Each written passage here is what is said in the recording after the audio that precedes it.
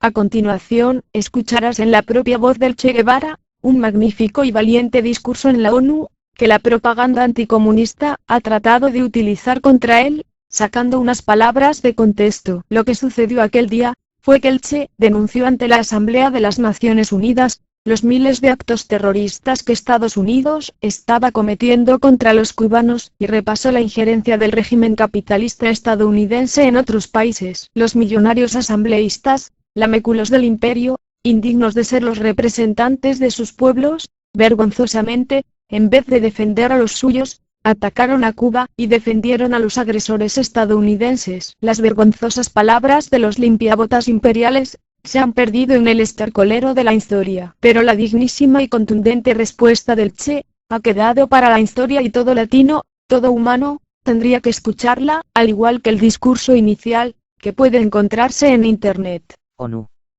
Año 1964. El Che Guevara destroza, uno por uno, en una contrarréplica espectacular, a todos los lamebotas del imperio, indignos de sus pueblos, que habían atacado a Cuba para defender a sus amos terroristas de Estados Unidos. Señor presidente, le pido disculpas por tener que ocupar por segunda vez esta tribuna. Lo hago haciendo uso del derecho de réplica y, naturalmente, aunque no estamos interesados especialmente en eso, esto que se llama ahora, podría llamarse contrarréplica, podríamos seguir extendiéndola y haciéndola recontrarréplica, y así hasta el infinito. Nosotros contestaremos una por una las afirmaciones de los delegados que impugnaron la intervención de Cuba, y lo haremos en el espíritu en que cada uno de ellos lo hizo aproximadamente.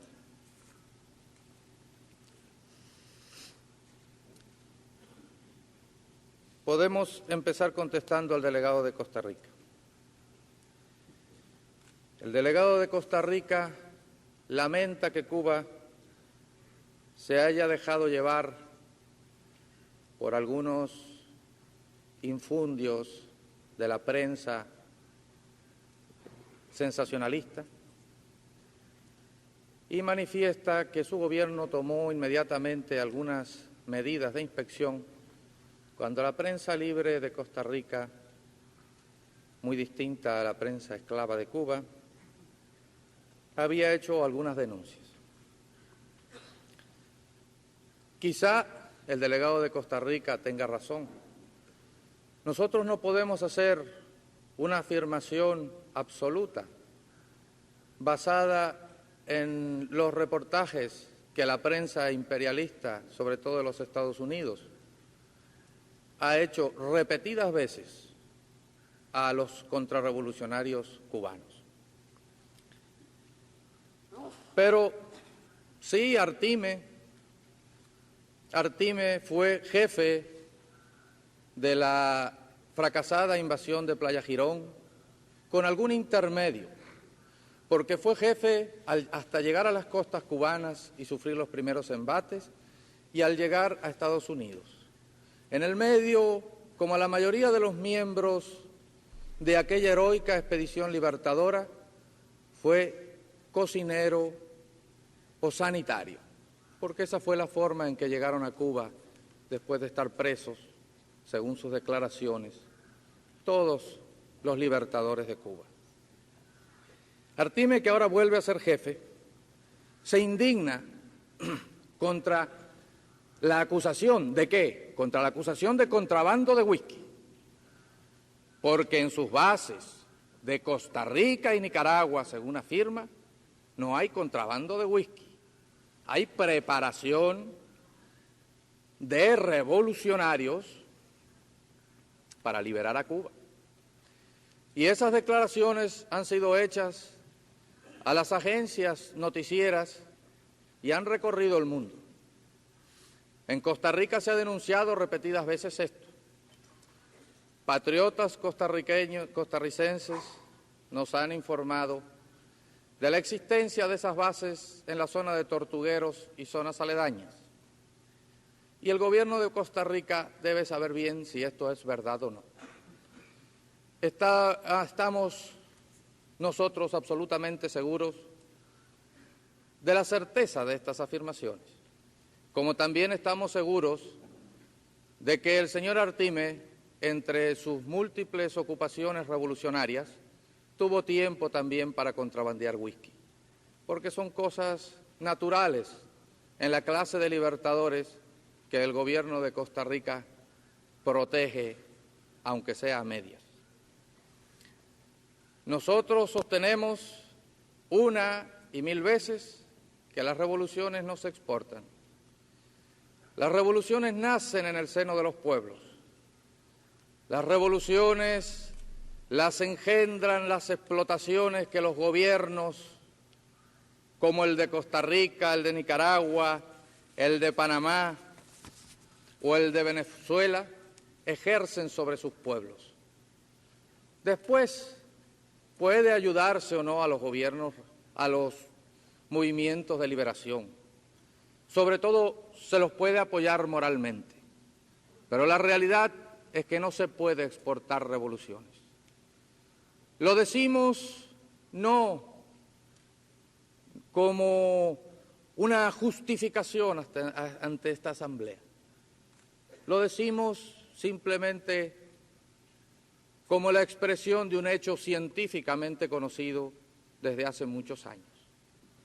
Por eso, mal haríamos en pretender exportar revoluciones. Y menos, naturalmente, a Costa Rica, donde, en honor a la verdad, hay un régimen con el cual, si bien nosotros no tenemos absolutamente ninguna comunión de ningún tipo, no es de los que se distinguen en América por la opresión directa e indiscriminada contra su pueblo. Con respecto a Nicaragua, quería decirle al señor delegado de Nicaragua, aunque no entendí bien exactamente toda su argumentación en cuanto a los acentos, creo que se refirió a Cuba, Argentina y algo también ruso o de la Unión Soviética. En todo caso, espero que el delegado de Nicaragua no haya encontrado acento norteamericano en mi alocución, porque eso sí ya sería peligroso. Efectivamente, señores delegados, puede ser que en el acento que utilizara al hablar se escapara algo de la Argentina. He nacido en la Argentina, no es un secreto para nadie. Soy cubano y soy argentino también. Y si no se ofenden las ilustrísimas señorías de Latinoamérica, me siento tan patriota de Latinoamérica, de cualquier país de Latinoamérica, como el que más. Y en el momento en que fuera necesario, estaría dispuesto a entregar mi vida por la liberación de cualquiera de los países de Latinoamérica, sin pedirle nada a nadie, sin exigir nada, sin explotar a nadie. Y así, en esa disposición de ánimo, no está solamente este representante transitorio ante esta Asamblea. El pueblo de Cuba entero está con esa disposición. El pueblo de Cuba entero vibra cada vez que se comete una injusticia, no solamente en América, sino en el mundo entero. Y nosotros podemos decir aquí lo que tantas veces hemos dicho, el apotegma maravilloso de Martí, que todo hombre verdadero debe sentir en la mejilla el golpe dado a cualquier mejilla de hombre. Y eso el pueblo entero de Cuba lo siente así, señores delegados. Por si el señor delegado de Nicaragua quiere hacer alguna pequeña revisación de su carta geográfica o inspeccionar ocularmente lugares de difícil acceso, Puede ir además de Puerto Cabezas, de donde creo que no negará que salió una parte o gran parte o toda la expedición de Playa Girón, a Bluefield y Monkey Point, que creo se debía llamar Punta Mono, pero no sé por qué extraño accidente histórico estando en Nicaragua, también figura como Monkey Point. Allí podrá encontrar algunos contrarrevolucionarios o revolucionarios cubanos, como ustedes prefieran llamarlos, señores delegados de Nicaragua. Los hay de todos colores. Hay también bastante whisky, no sé si contrabandeado o si directamente importado. Conocemos de la existencia de esas bases. Y naturalmente no vamos a exigir que la OEA investigue si los hay o no. Conocemos la ceguera selectiva de la OEA demasiado bien para pedir tal absurdo, señores. Se dice que nosotros hemos reconocido tener armas atómicas. No hay tal. Creo que ha sido una pequeña equivocación del señor delegado de Nicaragua. Solamente nosotros hemos defendido el derecho a tener las armas que pudiéramos conseguir para nuestra defensa. Y hemos negado el derecho de ningún país a determinar qué tipo de armas nosotros vamos a tener. El delegado de Panamá, quien ha tenido la gentileza de apodarme Che, como me apoda el pueblo de Cuba, empezó hablando de la Revolución Mexicana. La delegación de Cuba hablaba de la masacre norteamericana contra el pueblo de Panamá. Y la delegación de Panamá empieza hablando de la Revolución Mexicana. Y siguió en este estilo, sin referirse para nada a la masacre norteamericana por la cual el gobierno de Panamá rompió relaciones con los Estados Unidos. Tal vez en el lenguaje de la política entreguista esto se llame táctica. En el lenguaje revolucionario, señores, eso se llama abyección, con todas las letras.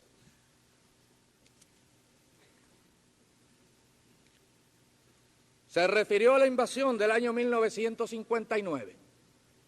Un grupo de aventureros encabezado por un barbudo de café que nunca había estado en la Sierra Maestra y que ahora está en Miami o en alguna base o en algún lugar,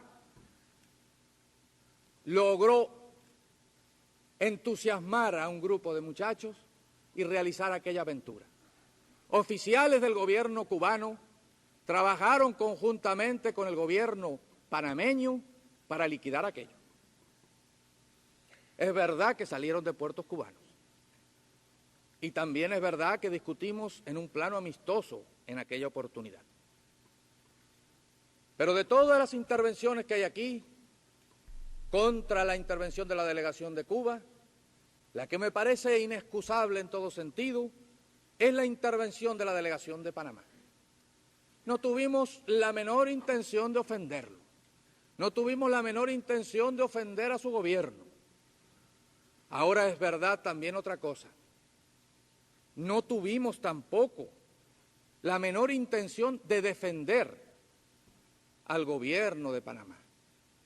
Queríamos defender al pueblo de Panamá con una denuncia ante las Naciones Unidas, ya que su gobierno no tiene el valor, no tiene la dignidad de plantear aquí las cosas con el nombre que tienen. No al gobierno de Panamá quisimos ofender y tampoco quisimos defender al pueblo de Panamá, nuestro pueblo hermano. Sí, va nuestra simpatía y sí tratamos de defender con nuestra denuncia. Entre las afirmaciones del señor delegado de Panamá se encuentra una muy interesante. Dice que a pesar de las bravatas cubanas, todavía está la base allí. En la intervención que estará fresca en la memoria de los señores delegados, debe reconocerse que nosotros hemos denunciado 1.300 y tantas provocaciones de la base, de todo tipo, que van de algunas nimias hasta disparos de arma de fuego. Hemos explicado cómo no queremos caer en las provocaciones porque conocemos la consecuencia que eso puede traer para nuestro pueblo.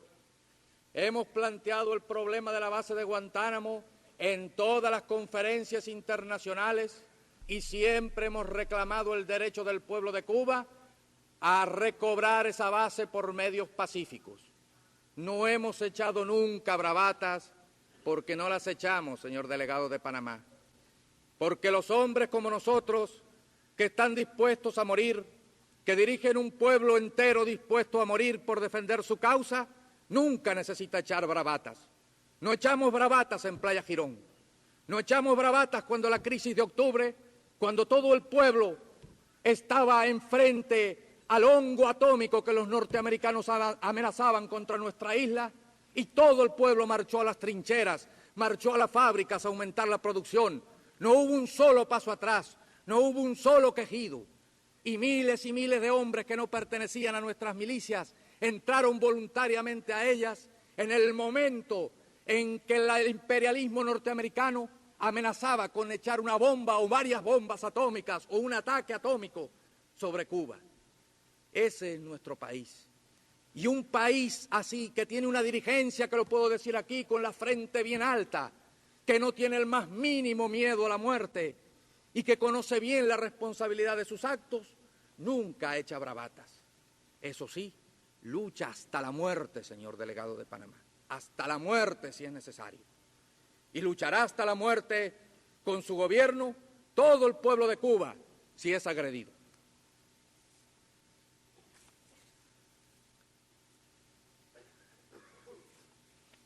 El señor delegado de Colombia manifiesta en un tono medido, tengo que cambiar el tono, que hay dos aseveraciones inexactas.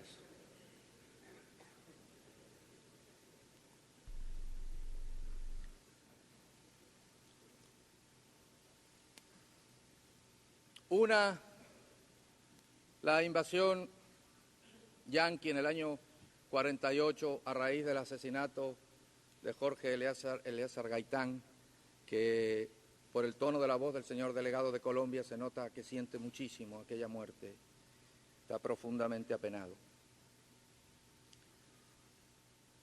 Nosotros nos referimos en nuestro discurso a otra intervención anterior que el señor delegado de Colombia olvidó tal vez, a la intervención norteamericana para la segregación de Panamá.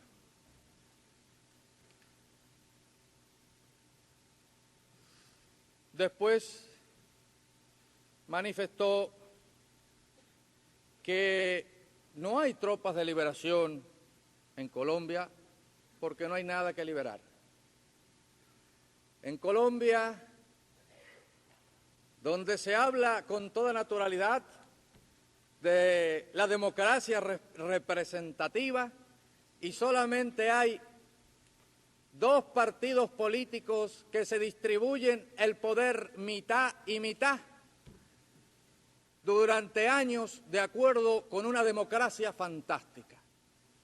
La oligarquía colombiana ha llegado al sumum de la democracia, podemos decir. Se dividen liberales y conservadores, conservadores y liberales. 4 años uno, 4 años otro. Nada cambia. Eso son las democracias de elecciones, esas son las democracias representativas que defiende probablemente con todo entusiasmo el señor delegado de Colombia. En ese país donde se dice que hay 200 o 300.000 muertos a raíz de la guerra civil que incendiara a Colombia después de la muerte de Gaitán, se dice que no hay nada que liberar. No habrá nada que vengar tampoco. No habrá miles de muertes que vengar. No habrá habido ejércitos masacrando pueblos. Y no será ese mismo ejército que masacra el pueblo desde el año 48 el que está hoy ahí, o ha cambiado algo, o sus generales son distintos, o sus mandos son distintos, o obedecen a otra clase que la que masacró el pueblo durante 4 años de una larga lucha y lo siguió masacrando intermitentemente durante muchos años más. Y dice que no hay que libertar nada, el señor delegado de Colombia. Y no recuerda el señor delegado de Colombia que en Marquetalia hay fuerzas a las cuales los propios periódicos colombianos han llamado la República Independiente de Marquetalia, y a cuyo dirigente le han puesto un apodo de tiro fijo para tratar de convertirlo en un vulgar bandolero. Y no sabe que allí se hizo una gran operación de 16.000 hombres del ejército colombiano, asesorado por militares norteamericanos y con la utilización de una serie de elementos, helicópteros y probablemente, aunque no puedo asegurar, también aviones del ejército norteamericano. Parece que el señor delegado de Colombia tiene o mal la información por estar alejado de su país, o la memoria un poco deficiente. Además, el delegado de Colombia manifestó con toda soltura que si Cuba hubiera seguido en la órbita de los Estados americanos, otra cosa sería. Nosotros no sabemos bien a qué se referirá con esto de órbita, pero órbita tienen los satélites, señores, y nosotros no somos satélites. No estamos en ninguna órbita, estamos fuera de órbita.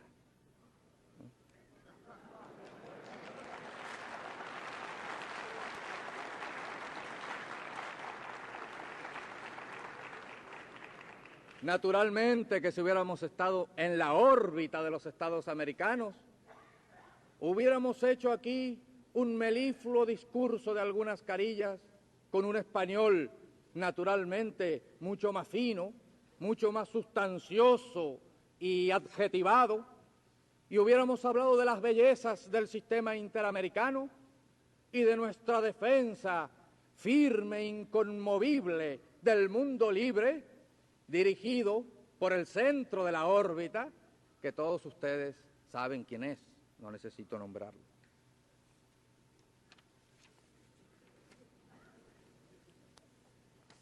El señor delegado de Venezuela también empleó un tono moderado, aunque enfático. Manifestó que son infames las acusaciones de genocidio y que realmente era increíble que el gobierno cubano se ocupara de estas cosas de Venezuela, existiendo tal represión contra su pueblo. Nosotros tenemos que decir aquí lo que es una verdad conocida y la hemos expresado siempre ante el mundo. Fusilamientos, sí, hemos fusilado, fusilamos y seguiremos fusilando mientras sea necesario. Nuestra lucha es una lucha a muerte. Nosotros sabemos cuál sería el resultado de una batalla perdida y también tienen que saber los gusanos cuál es el resultado de la batalla perdida hoy en Cuba. En esas condiciones nosotros vivimos por la imposición del imperialismo norteamericano. Pero eso sí, asesinatos no cometemos, como está cometiendo ahora en este momento la policía política venezolana, que creo recibe el nombre de DIGEPOL, si no estoy mal informado. esa policía ha cometido una serie de actos de barbarie, de fusilamientos, es decir, de asesinatos, y después ha tirado los cadáveres en algunos lugares. Sobre las personas, de estudiantes, en fin. La prensa libre de Venezuela fue suspendida varias veces estos últimos tiempos por dar una serie de datos de este tipo. Los aviones militares venezolanos con la asesoría yanqui sí bombardean zonas extensas de campesinos, sí matan campesinos, sí crece la rebelión popular en Venezuela y sí veremos el resultado después de algún tiempo. El señor representante de Venezuela está indignado. Yo recuerdo la indignación de los señores representantes de Venezuela cuando la delegación cubana ante Punta del Este leyó los informes secretos que los informantes de los Estados Unidos de América tuvieron a bien hacernos llegar, naturalmente que en una forma indirecta. En aquel momento leímos ante la Asamblea de Punta del Este la opinión que tenían los señores representantes de Estados Unidos en el país del gobierno venezolano. Y anunciaban algo interesantísimo, que podría, perdónenme la inexactitud porque no puedo citar ahora, podría ser más o menos así: o esta gente cambia o aquí todos van a ir al paredón. El paredón es la forma en que se pretende definir a la Revolución Cubana, el paredón de fusilamiento. Los miembros de la Embajada norteamericana anunciaban en documentos irrefutables que ese era el destino de la oligarquía venezolana si no cambiaba sus métodos, y allí se le acusaba de latrocinio, en fin, de toda una serie de terribles acusaciones de ese orden. La delegación venezolana se indignó muchísimo.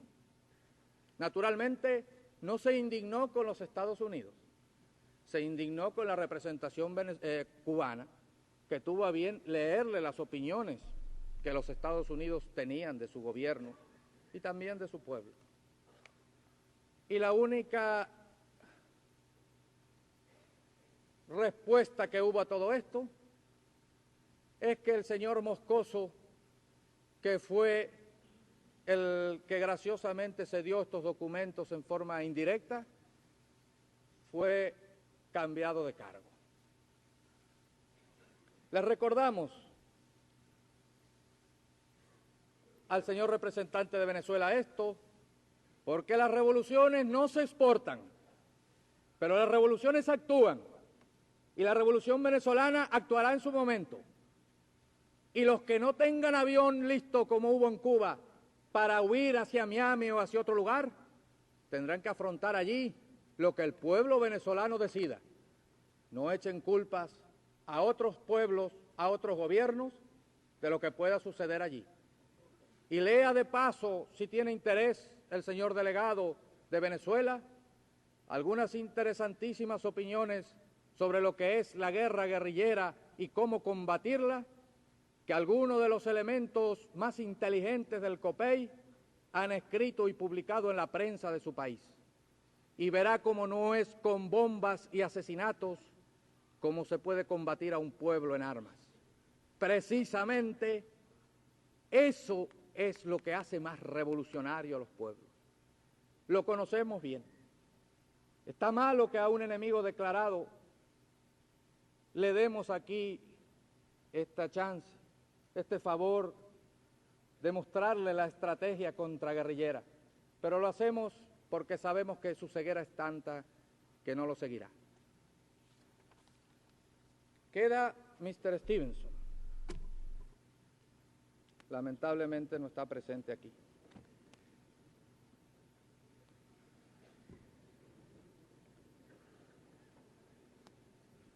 Comprendemos que Mr. Stevenson no esté presente, porque hemos escuchado una vez más sus declaraciones medulares y serias, dignas de un intelectual de su categoría.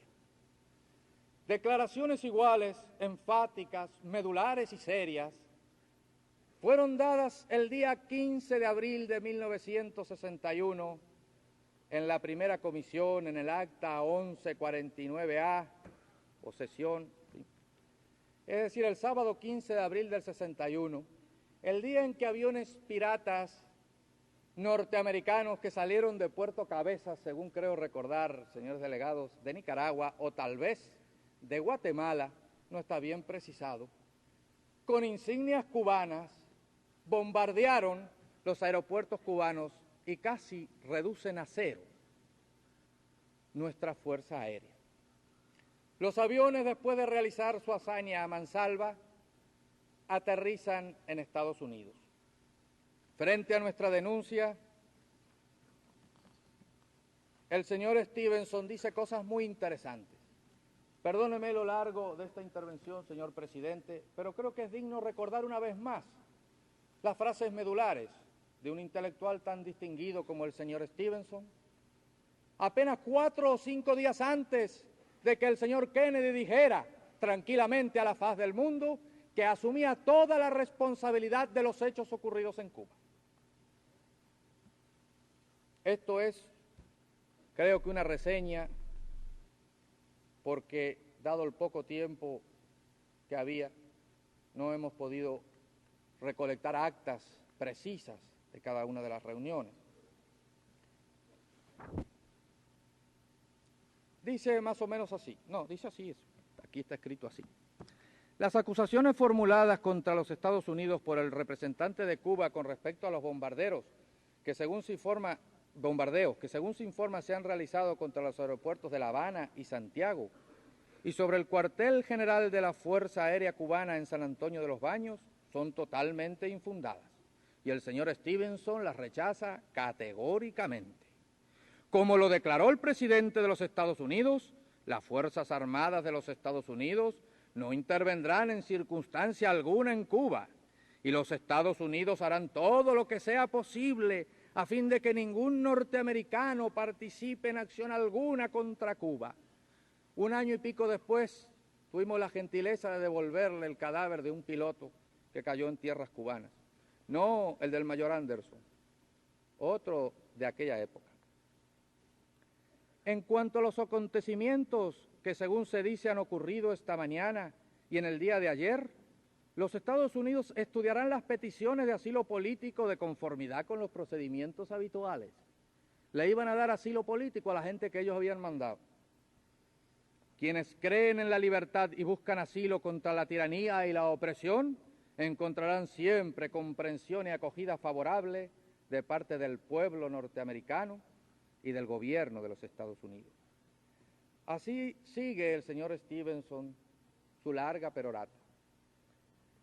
2 días después, desembarcan en Playa Girón las huestes de la Brigada 1206, creo, conocida por su heroísmo en los anales de la historia de América, seguramente.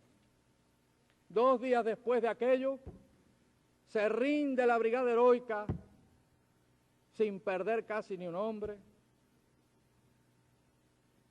Y entonces empieza aquel torneo que algunos de ustedes habrán conocido, de hombres vestidos con el uniforme de los gusanos que tiene el ejército de los Estados Unidos, diciendo que eran cocineros y enfermeros o que habían venido de marineros a aquella expedición.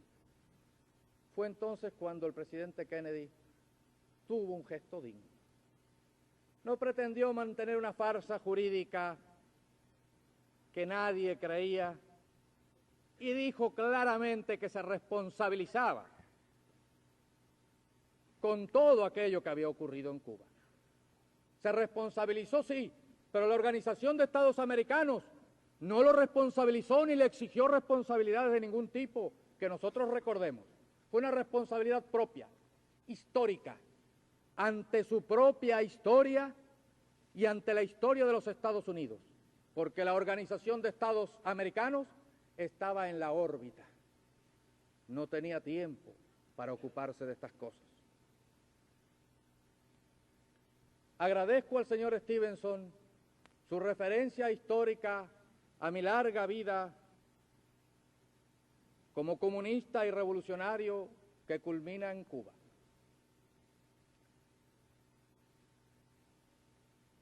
Como siempre, las agencias norteamericanas, no solo de noticias, sino de espionaje, confunden las cosas. Mi historia de revolucionario es corta y realmente empieza en el Grama y sigue hasta este momento. No pertenecía al Partido Comunista hasta ahora que estoy en Cuba y podemos proclamar todos ante esta asamblea el marxismo-leninismo que sigue como teoría de acción la revolución cubana.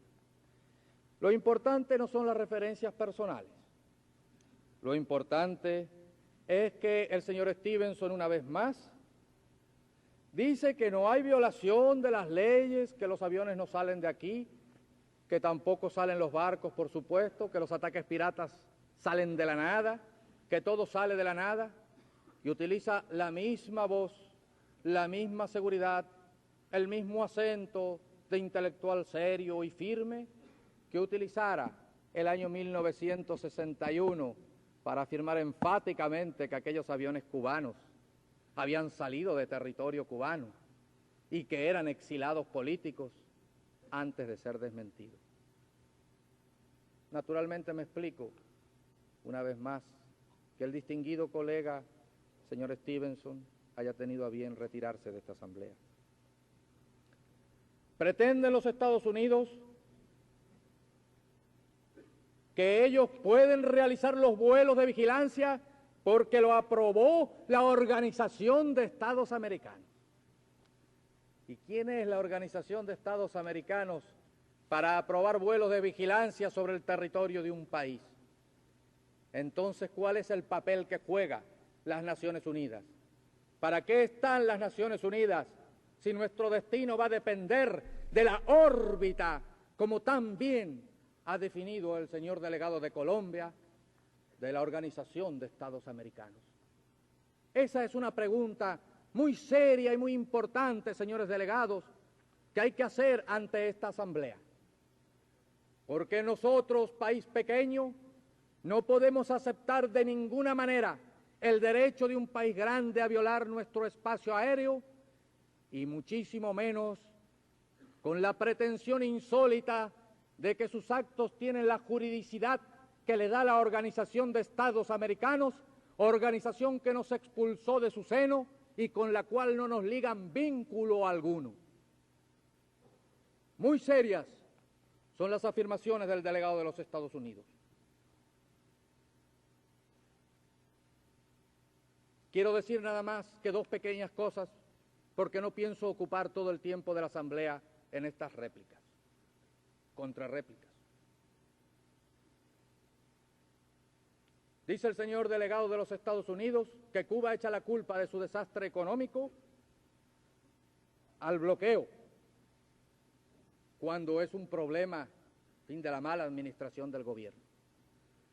Cuando nada de esto había ocurrido, cuando empezaron las primeras leyes nacionalistas en Cuba, los Estados Unidos empezaron a tomar acciones económicas represivas, tales como la supresión unilateral, sin discusión ninguna, de la cuota de azúcar que tradicionalmente vendíamos al mercado norteamericano.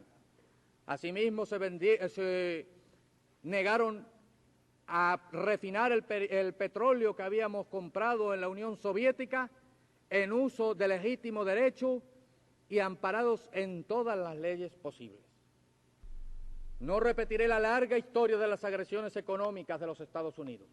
Sí diré que a pesar de esas agresiones, con la ayuda fraterna de los países socialistas, sobre todo de la Unión Soviética, nosotros hemos salido adelante y saldremos adelante. Que aun cuando condenamos el bloqueo económico, no nos detendrá ese bloqueo. Y pase lo que pase, seguiremos constituyendo un pequeño dolor de cabeza cuando lleguemos a estas asambleas o cualquier otra, a llamar a las cosas por su nombre y a los delegados de Estados Unidos, gendarmes de la represión en el mundo entero. Por último, sí hubo embargo de cuotas de medicina, hubo embargo de medicinas contra Cuba, pero si no es así, nuestro gobierno en los próximos meses pondrá un pedido de medicinas aquí en Estados Unidos y le mandará un telegrama al señor Stevenson y nuestro delegado lo leerá en la comisión o en el lugar que sea conveniente para que se sepa bien si es o no es cierto las imputaciones que Cuba hace. En todo caso, hasta ahora no lo ha sido.